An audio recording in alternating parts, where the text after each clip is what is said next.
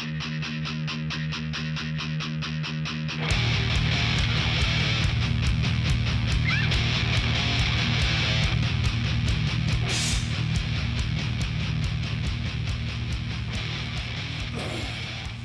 guess today's podcast is going to be on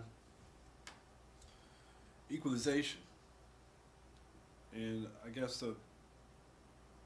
I kind of feel like EQ is a paintbrush. You can use it in a real technical sense as a tool.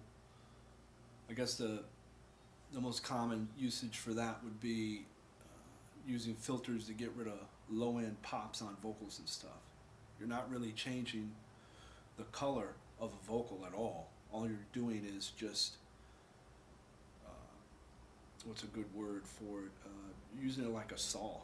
You're really just cutting something to the size that it needs to be to fit inside of a track.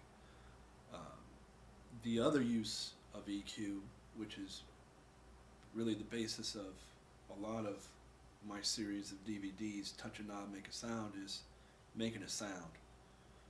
And with that, a lot of my contemporaries talk about EQ as carving, as far as like carving a sound out of nothing, or having a sound and carving it into something else. It's not really a good example of that, other than like maybe brightening up a vocal so you can hear diction. Doing the right kind of EQ on a bass so you can hear all the notes on the neck. Drums, I could go on for hours and hours and hours, but this is just a short video blurb podcast on some basic concepts of EQ that I have. You can find out more in the Touch a Knob, Make a Sound series of DVDs.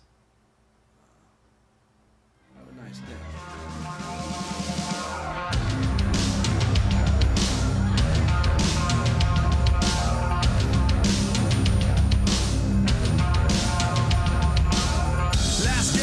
Rest of my life, I wish I would've known, cause I didn't kiss my mama goodbye. I didn't tell her that I loved her, how much I cared. I thank my pops for all the talks and all the wisdom he shared.